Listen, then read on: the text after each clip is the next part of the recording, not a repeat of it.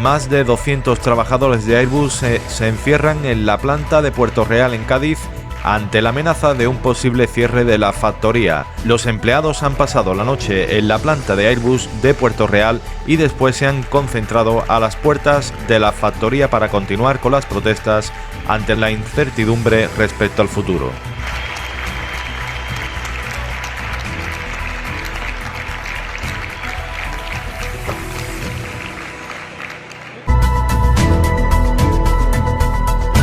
Objetivo Directo España, servicios informativos.